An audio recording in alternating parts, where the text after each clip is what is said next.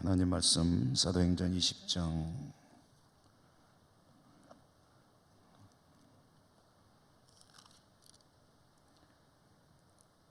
1절에서 12절까지입니다.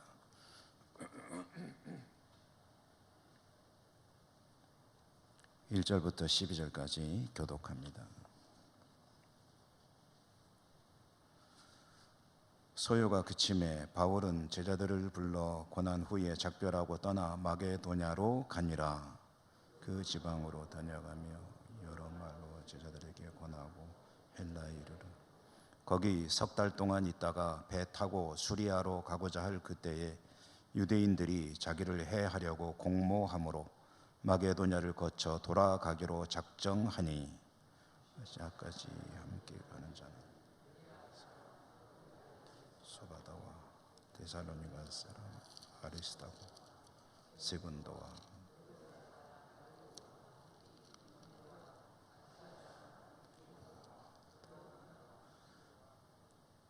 그들은 먼저 가서 드로아에서 우리를 기다리더라.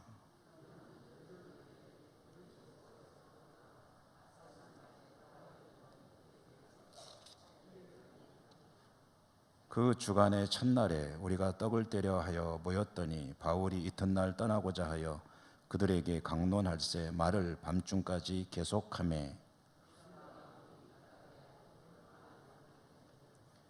유두거라 하는 청년이 창에 걸터 앉아 있다가 깊이 졸더니 바울이 강론하기를 더욱 오래 하매 졸음을 이기지 못하여 3층에서 떨어지거늘 일으켜 보니 죽었는지라.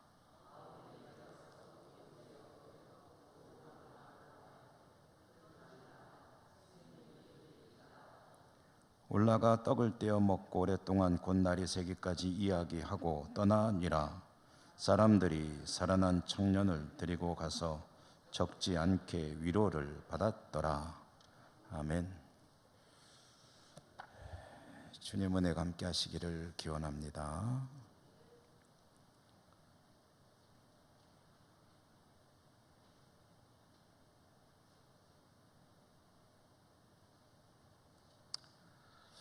사도 바울의 3차 선교여행 이야기를 읽고 있습니다. 지난 수요일에는 로마서를 아주 간략하게 수박 거달기로 훑어보았습니다. 사도 바울은 에베소에 머물면서 고린도 교회 소식을 들었고 편지도 보내고 본인이 직접 방문하기도 하고 하면서 애를 썼는데 이제 고린도 교회 문제가 어느 정도 안정이 되었습니다. 어느 정도 해결이 되었을 때 이제 고린도에 가서 석 달 동안 머무르게 되었죠. 그 석 달 동안 머무는 동안에 로마 교회로 편지를 보냈습니다. 그 편지가 로마서였습니다. 오늘 우리가 읽은 말씀은 그 사도 바울이 에베소에서 소동이 벌어졌다가 좀 안정이 된 다음에 고린도 문제가 해결이 좀 된 또 그 다음에 고린도에 가서 석 달 동안 머물렀다 하는 이야기.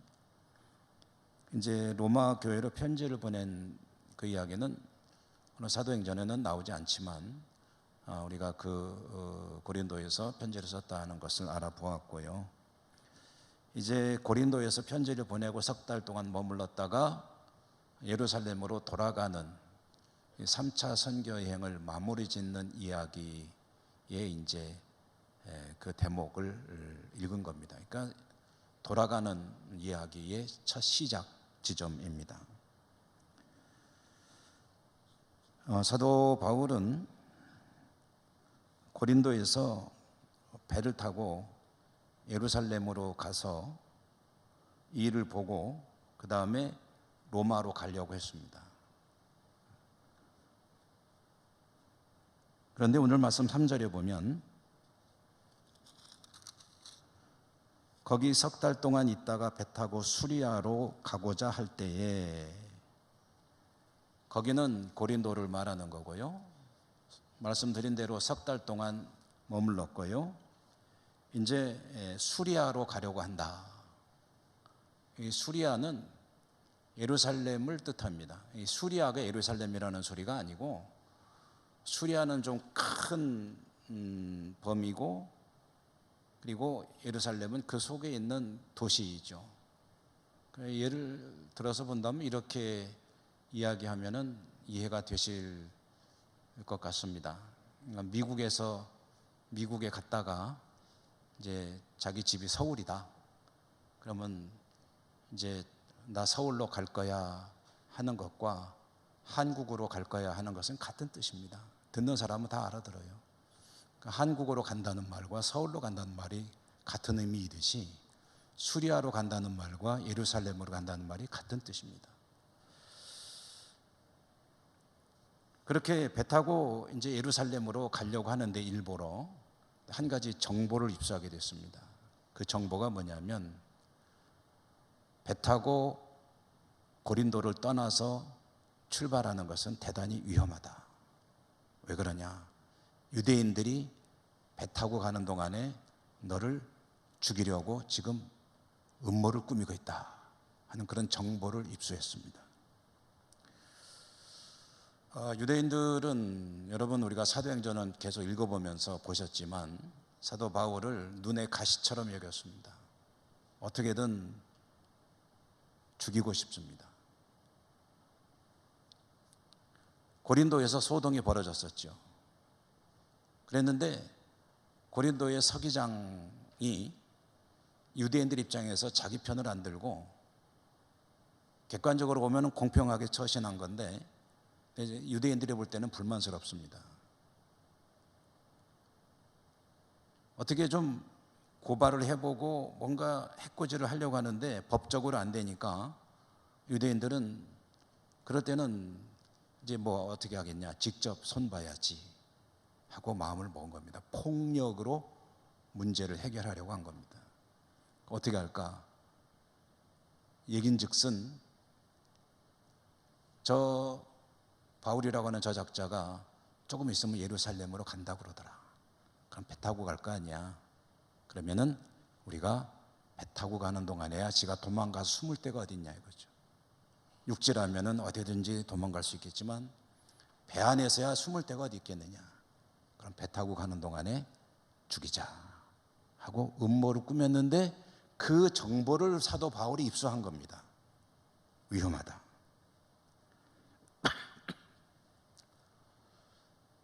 이 시기는 유대인들의 명절인 유월절을 얼마 앞두고 있을 때였습니다.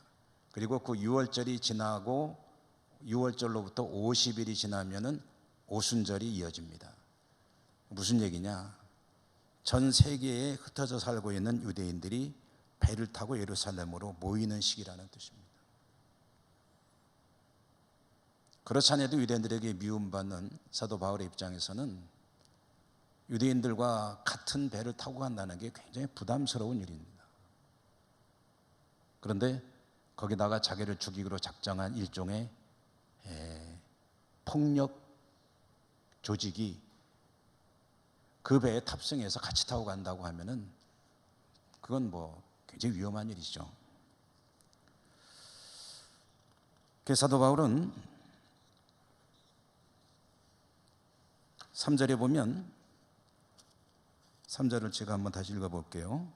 거기 석 달 동안 있다가 배 타고 수리아로 가고자 할 그때에 유대인들이 자기를 해하려고 공모함으로 마게도냐를 거쳐 돌아가기로 작정했다는 겁니다.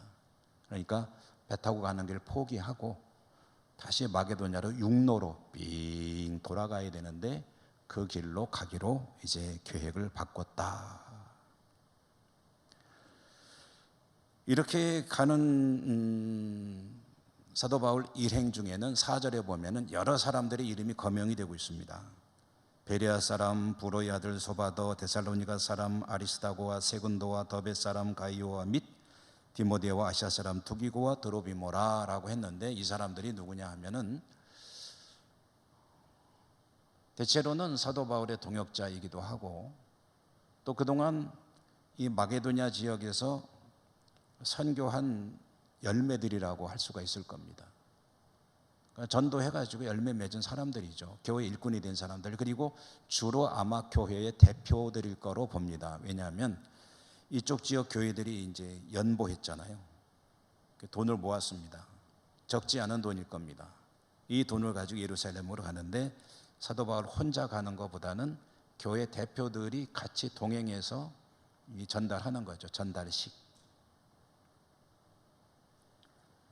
여러분, 그 전달식 하는 게 어찌 보면은 좀 그 너무 뭐 이렇게 생색내는 거 아니냐, 그런 경우들이 없지 않아 있습니다. 무슨 장학금을 전달한다 그럴 때 뭐 굳이 그렇게 사람들 앞에서 전달식 이런 거 할 필요 있느냐, 뭐 이런 얘기들을 하는 분도 있지만 또 그게 또 의미가 있을 수도 있습니다. 그러니까 무엇이든지 장단점이 있는데, 근데 사도 바울은 그때에는 이 일을 굉장히 중요하게 생각했습니다.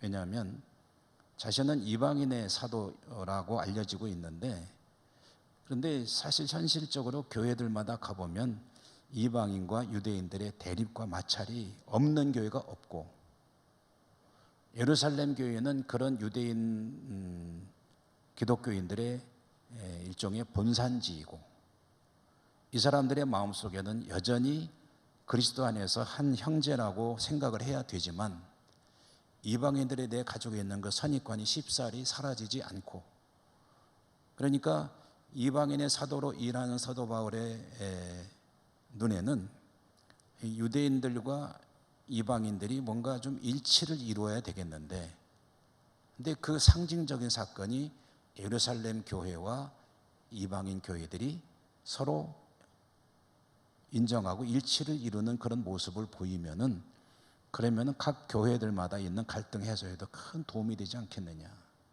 그런 원대한 계획을 가지고 있는 거죠. 그래서 이 일을 너무너무 중요하게 생각하는 겁니다. 그리고 이방 교회들 대표들을 아마 대동하고 예루살렘으로 가는 게 아니겠느냐. 전달식, 이게 뭐 굳이 뭐 그런 형식적인 거에 그렇게 의미를 둘 필요가 있느냐라고 생각할 수도 있겠지만 그렇지 않을 수도 있다. 그게 의미가 굉장히 클 수가 있다.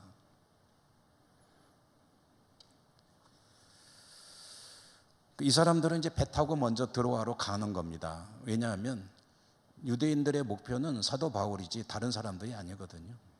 그러니까 이 사람들은 별로 위험할 게 없습니다. 그러니까 당신들은 배 타고 먼저 가시오. 나는 육로로에서 들어와로 갔을 테니까 거기서 만납시다. 가지고 약속을 하고 다른 일행들은 배 타고 이제 들어와로 건너가고, 사도 바울은 마게도냐로 이제 걸어서 가게 됐다. 걸어가는 게 굉장히 힘들거든요. 배 타고 가면 편하죠. 가만히 있으면 데려다 주니까. 근데 걸어가려면은 얼마나 고달픈 여정인지 모릅니다. 그러나 그 위험한 데를 일부러 갈 수는 없으니까 이제 사도 바울은 혼자서 터덜터덜 걸어서 들어와까지 갔다 하는, 이제 여러분들 오늘 지도를 좀 한번 지금 제가 말씀드린 내용을 지도를 한번 보시면은 그렇게 된 거구나 하고 이해를 좀 할 수가 있으리라 생각이 됩니다.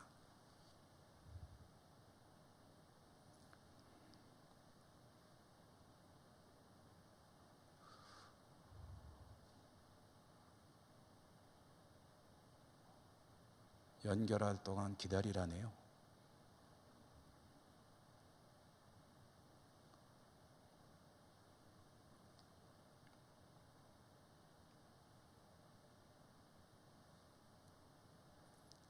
연결되면은, 여기는 연결됐다고 나오는데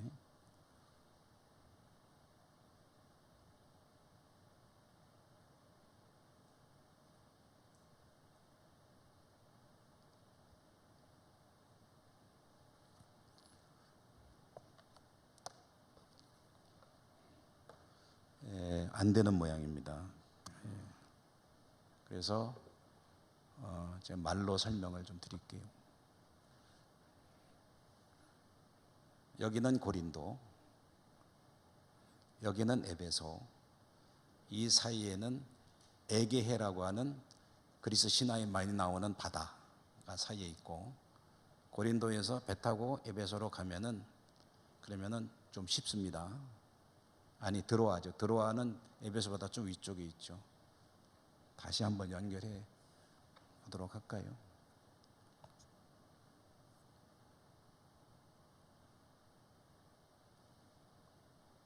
처음에 나왔었는데.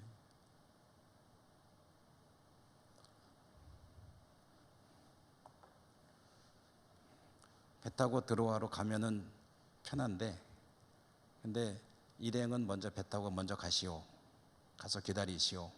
나는 해안가 따라서 쭉 걸어서 이렇게 돌아서 이제 가는 겁니다. 여러분 이해를 돕기 위해서 우리나라 한반도 지형으로 예를 들어 본다면 중국 땅으로 한번 해보죠. 중국의 산동반도에 우리나라 배 타고 제일 가까운 데가 청도죠. 청도를 저는 가보지는 못했지만 뭐 지도상으로는 그렇죠. 배 타고 그렇게 오래 걸리지 않는 곳, 비행기로도 아주 가까운 곳. 청도까지 배 타고 가면 참 편한데, 청도에서 우리나라 이제 그 서울 쪽으로 돌아오는데 배 타고 오면은 금방인데, 거기서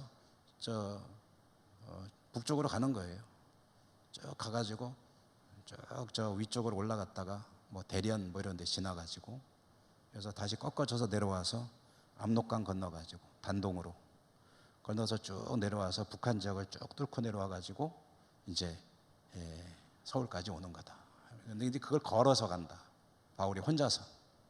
그러니까 위험하기도 하고 고달픈 길을 이제 가는 거죠. 자, 그 정도로 이해해 주시고, 이제 6절에 보면 그게 드로아에 도착을 하는 겁니다. 6절 말씀 보면 우리는 무교절 후에 빌립보에서 배로 떠나 닷새만에 드로아에 있는 그들에게 가서 이래를 머무니라 라고 이제 되어 있죠. 그러니까 마게도냐로 갔다가 빌립보에서 6월절을 지내고 드로아에 닷새 걸려서 도착해 가지고 일주일을 머무르게 되었다 하는 건데요.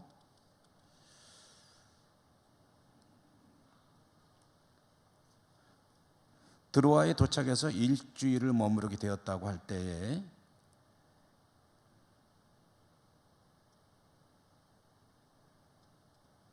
드로아에 머무는 일주일이라는 기간 동안에 사도 바울이 한 일이 뭐냐면 주로 드로아 교회 성도들에게 열심히 이 성경을 가르쳤다 하는 것을 볼 수가 있습니다. 드로아에 도착해서 7절에 보면 그 주간의 첫날에 우리가 떡을 떼려 하여 모였다고 했습니다. 그 주간의 첫날에 우리가 떡을 떼려 하여 모였더니, 그 주간의 첫날에 떡을 떼려 모였다는 게 무슨 소리일까요?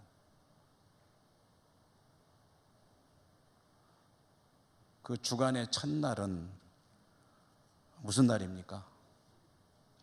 예? 주일이죠. 그런데 우리는 주일이고 그냥 월화수목금 들어가면은 일요일. 예, 일요일. 일월화수목금토로 됩니다. 달력이 일월화수목금토. 근데 일요일 첫날에 우리가 떡을 떼려 하여 모였다는 건 무슨 소리겠습니까? 예배당에 따뜻해가지고 앉아서 가만히 계시니까 혹시 졸리실까봐 제가 질문을 드리는 겁니다. 떡을 뗀다는 게 무슨 소리일까요? 예, 간단히 말하면 예배로 모였다는 겁니다. 그러니까 일요일 날 그 주간 첫날에 우리가 떡을 떼려 하여 모였더니 라는 말은 주일날 우리식으로 말하면 예배를 드리려고 모였더니. 그래서 여러분 여기서 이제 이왕 얘기 나왔으니까 초대교회 때 그 성도들의 예배 생활에 대해서 말씀을 드리면, 성도들은 구약 성경에 따라서 안식일이 되면 유대교 회당에 가서 유대교 회당 예배를 드렸습니다. 유대인들은 뭐 틀림없이 하고 이방인들도 그렇게 했습니다. 유대교 회당에 가서 예배를 드리고, 그리고 이제 일요일이 되면은 아침 일찍 모여서 뭘 했느냐 하면은 주님의 부활을 기념하며 잠시 모임을 가집니다. 그리고 뭐 할까요? 그 다음에는 일했죠. 그러니까 고대에는요, 공휴일 같은 게 없습니다. 1년 365일이면 다 일하는 겁니다. 쉬는 날이 없어요. 다 일하는 거예요. 다만 유대인들은 안식일이 되면 일을 안 하는 것을 로마 정부에서 인정을 했습니다. 유대인들은 안식일에는 일 안 하고 회당에 가서 예배를 드리고, 또 유대인이 아니지만 하나님을 경외하는 사람들, 그러니까 유대교 신앙에 좋은 인상을 가지고 있는 사람들 중에 이제 자기가 여건이 되는 사람들은 유대교 회당에 가서 같이 예배를 드리는 겁니다.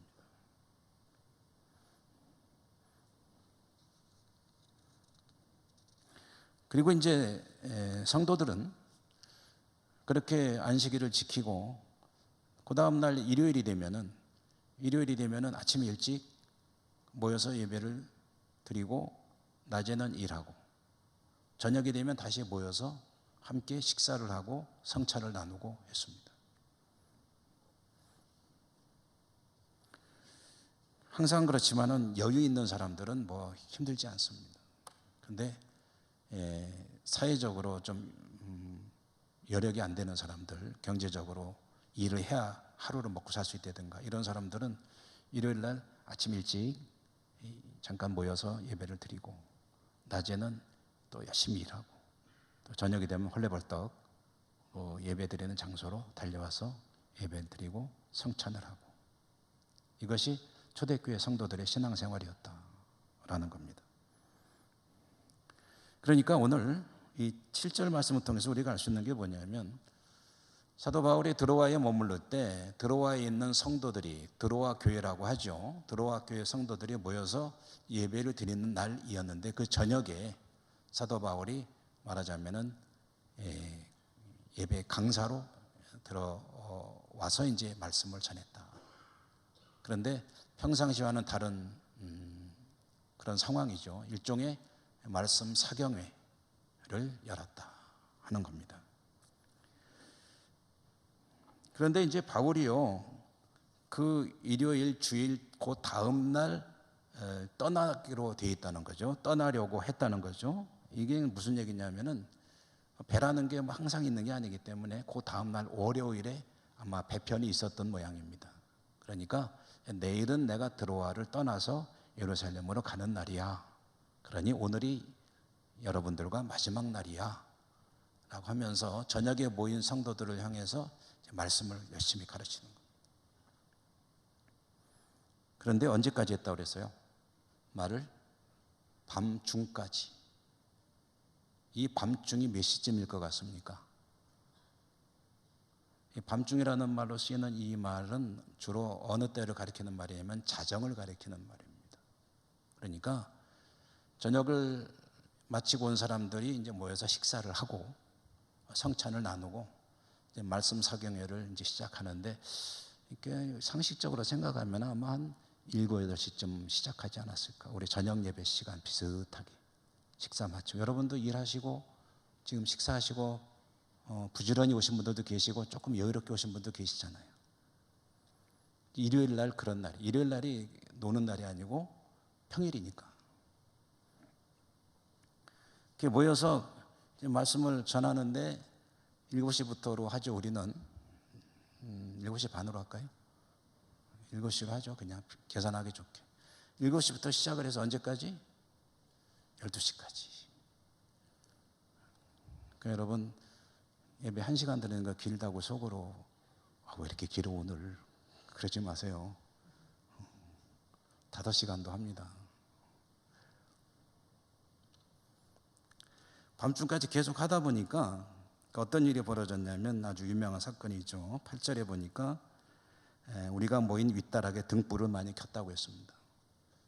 등불을 많이 켰다는 말이 가지는 의미가 여러 가지를, 이게 뜬금없이 등불을 많이 켰다는 얘기 나올 이유가 없잖아요. 그러니까 이게 뭔가 의미가 있는 말이에요. 그러니까 등불을 많이 켰다는 게 도대체 무엇을 말하려고 하는 것일까? 등불을 많이 켰다는 건 무슨 소리겠습니까?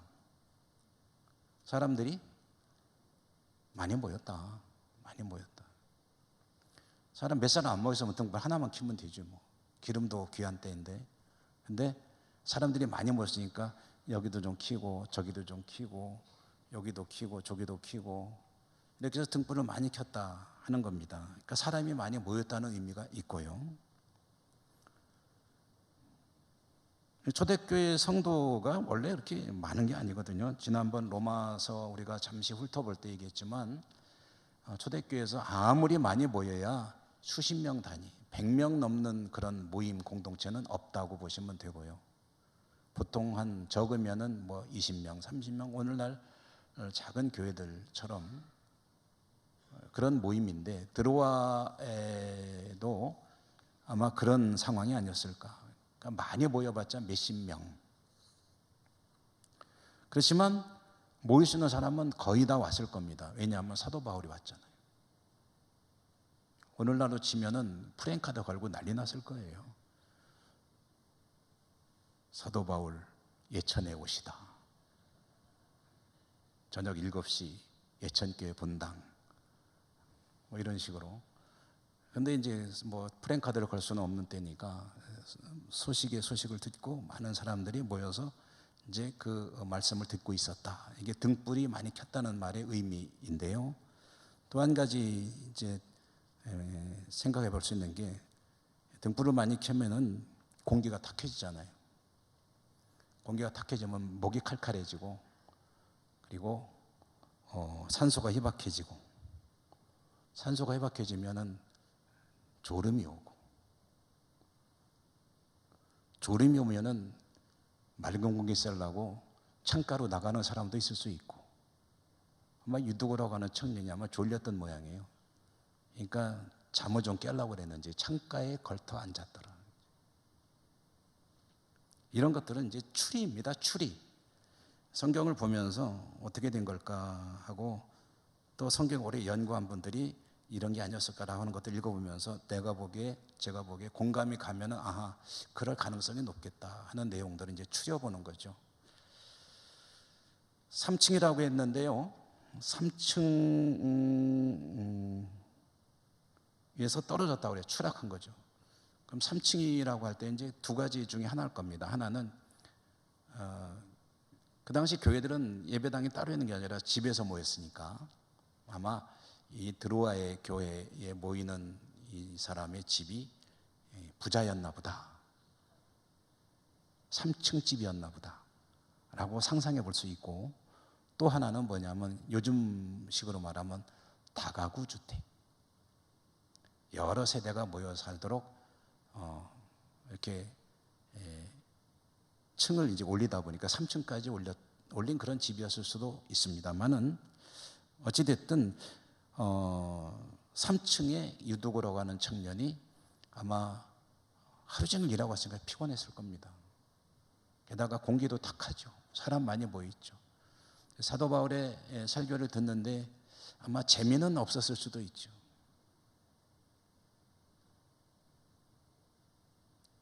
그러니까 이 유도고가 글쎄 앉았다가 졸다가 그냥 밑으로 떨어진 거예요.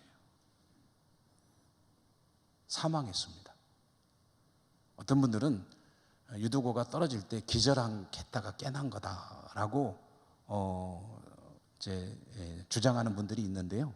여러분 성경에 보면은요, 9절에 보니까 맨 끝 부분에 3층에서 떨어진 것을 일으켜 보니 죽었는지라 라고 했습니다. 이 사도행전을 누가 기록했죠? 누가가 기록했죠. 누가. 그러니까 누가 기록했냐고 물어볼 때는 항상 누가라는 말에 주목하시면 됩니다. 왜냐하면 다른 사람들을 기록한 거는 그 이름을 잘 안 물어보거든요. 누가복음하고 사도행전은 누가 기록했죠? 그러면 누가가 기록했다. 그 답을 알려주면서 여쭤보는 겁니다. 근데 누가가 뭐 하던 사람이죠? 의사로 알려지고 있죠.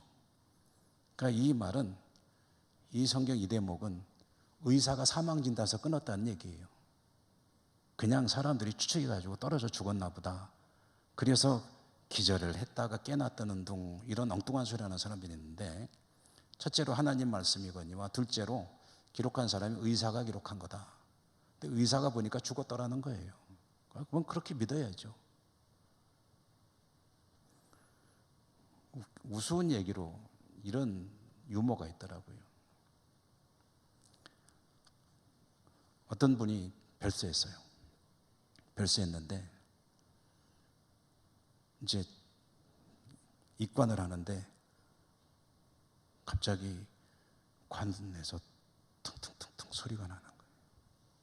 괴담 아닙니다. 재밌는 얘기예요. 퉁퉁퉁퉁 소리가 나는 거예요. 그러니까 관 봉하지 말라고. 아마 저기 안 죽었는가 보다고. 관 열어보라고. 그러니까 옆에서 뭐라 그러냐면은 의사가 사망진단서 끊었어. 그러는 거예요. 그러면서 관에 못 지르고 그냥 해버렸대요. 별로 재미없으세요? 의사가 사망진단서 끊었으면 죽은 거지. 뭐 살기는 뭘 살아. 안에서 퉁퉁퉁 소리 들리는데.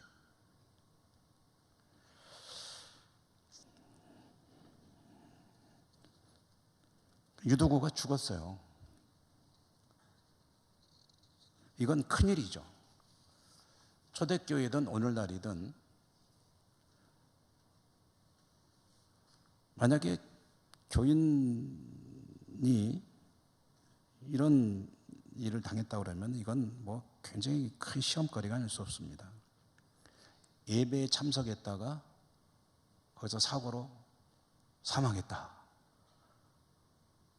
과거에 그런 가슴 아픈 일들이 간혹 있었죠. 수련회를 갔는데 사고가 나가지고 무슨 아이들이 정말 큰 그런 불행한 일이 발생했다.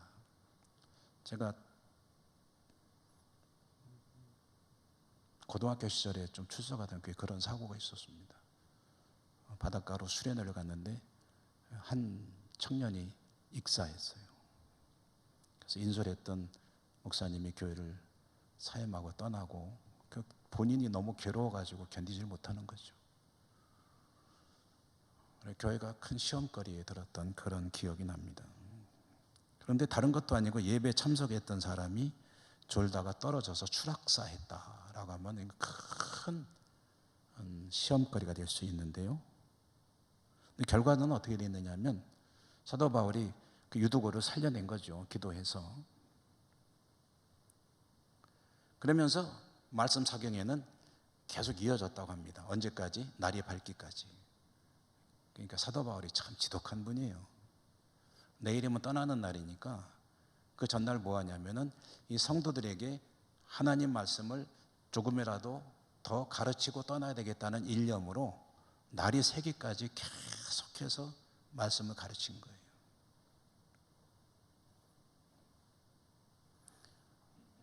오늘날에는 이렇게 하면 큰일 나죠. 근데 혹시 여기 계신 우리 성도님들 가운데 과거에 뭐 부흥회나 이런 거 할 때 어린 시절이나 몇 시간씩 설교하는 거를 들어본 경험, 그런 기억들이 있는 분들은 아마 있지 않으실까 싶어요. 부흥회 가면 한 2-3시간 설교 듣는 건 기본이고 어떤 목사님들은 막 너댓 시간씩도 하고 허리가 아파 죽겠는데 그래도 꼭 참고 앉아서 듣는 거죠.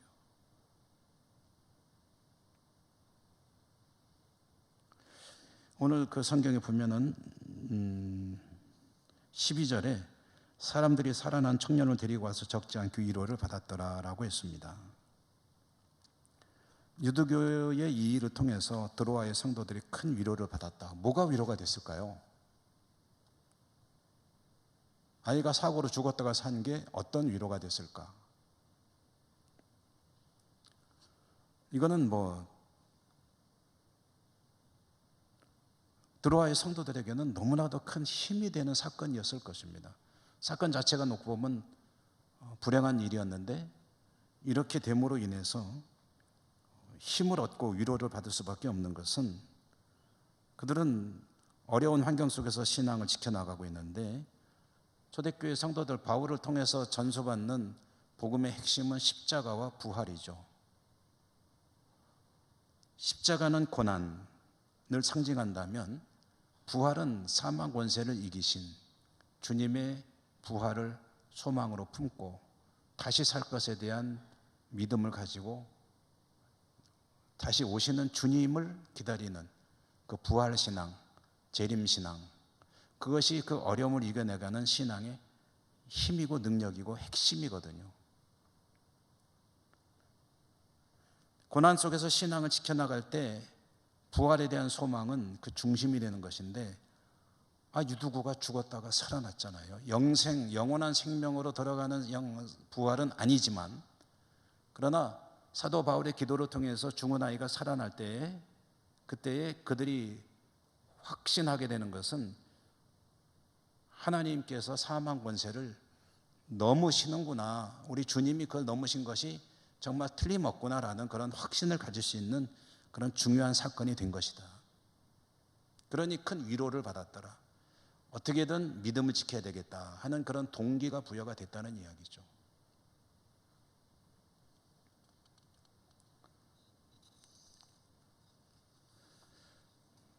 이 사실을 통해서 우리들은 역시 또한 믿음의 위로와 힘과 동기를 얻어야 되는데, 하나님께서 모든 것을 선으로 바꾸신다. 사고가 난 상황 속에서 아이고 큰일 났다 라고 했겠지만, 그러나 하나님께서 그것도 또 선으로 바꾸셨다. 그래서 드로아의 성도들은 큰 위로를 받았더라. 사고는 큰 아픔일 수밖에 없죠. 근데 하나님께서는 그 사고, 아픔까지도 선으로 바꾸신다. 성도들로 하여금 부활 소망을 더 강하게 가질 수 있는 은혜의 역사로 만들어 가신다. 여러분, 우리들의 믿음의 중심에요, 이 믿음의 내용이 확고하게 자리 잡고 있어야 합니다. 뭐냐면, 살아가면서 겪는 수많은 일들이 있는데, 믿음의 중심이 어떤 것이어야 되느냐? 하나님께서 하시는 일은 선한 것이고, 우리의 눈으로 보는 것은 아닌 것 같더라도 하나님은 한치 오차도 없이 그 선을 이루어 가시는 하나님이시다. 이게 믿음의 중심이 있어야 합니다. 그래야 시험의 때나 어려울 때 흔들리지 않을 수 있습니다. 지금 내가 많이 힘들어요. 고난이 닥쳐오고 실패를 경험하고, 그리고 많은 어려움들이 닥쳐올 때, 그때 하나님이 왜 이러시지 의심하기 시작하면은요, 신앙이 여지없이 흔들려져 버립니다. 그러나 하나님이 이것을 통해서도 선을 이루어 가신다 라는 그런 확고한 믿음을 가지고 있으면은 힘도 있고 능력도 있을 뿐 아니라 내 믿음이 그런 것들 가지고는 흔들리지 않게 된다는 거죠. 그래서 마태복음 7장에 보면 5장, 6장, 7장이 산상설교 아닙니까? 주님이 산에서 설교, 제자들에게 가르쳐 주신 말씀인데, 그 결론이 뭡니까? 7장 맨 마지막에 가보면은 집 짓는 이야기가 나오죠. 나의 이 말을 듣고 믿고 지켜 행하는 자들은 집을 짓는데 어디다 짓는다고요? 반석 위에 짓는 거예요. 근데 말을 듣지만 믿지도 않고 지키지도 않고 행하지도 않는 자들은 모래 위에 짓는 거예요. 평상시에는 표시가 안 나요. 근데 바람 불고 비가 오고 홍수가 나고 그럴 때 모래 위에 지어진 집은 여지없이 휩쓸려 나가고 흔적도 없이 사라집니다. 그러나 반석 위에 지은 집은 아무 문제가 없다. 그러므로 주님께서 주시는 말씀은 믿고 지켜 행하는 그런 믿음으로 살아야 한다는 것이 결론인데, 그러면 산상수훈의 중심은 무엇이겠습니까? 6장 33절입니다. 너희는 먼저 그의 나라와 의를 구하라. 그리하면 이 모든 것을 너희에게 더하시리라. 하나님께서 기뻐하시는 하나님의 뜻을 추구하는 삶을 살아라. 하나님께서 그 믿음 위에 모든 것을 더하신다. 살다 보면 홍수 나고 폭풍우를 맞이할 때도 있다. 그러나 흔들리지 않는 믿음을 가지라. 그 집이 흔들리지 않고 결국은 승리의 길로 나아가게 되리라. 이게 주님의 말씀의 요점이거든요. 반석 위에 집을 짓는 믿음. 잘 짓고 잘 짓세 우리 집 잘 지세 만세 반석 위에다 우리 집 잘 지세. 하나님 말씀 위에 여러분의 삶을 지어가시기를 축복합니다. 은혜로우신 하나님 감사합니다. 오늘도 사도행전을 읽어가면서 그 속에 들어있는 하나님의 역사, 교회들을 어떻게 격려하시고 힘을 주시는지, 사도 바울이 또 어떻게 복음을 전하면서 어려운 상황들을 대처해 나가는지 말씀을 통해서 들었습니다. 주신 말씀을 통해 저희들이 더욱더 믿음이 견고해지고 하나님 앞에 복되게 살아갈 수 있도록 축복해 주시옵소서. 예수님 이름으로 감사하고 기도드립니다. 아멘.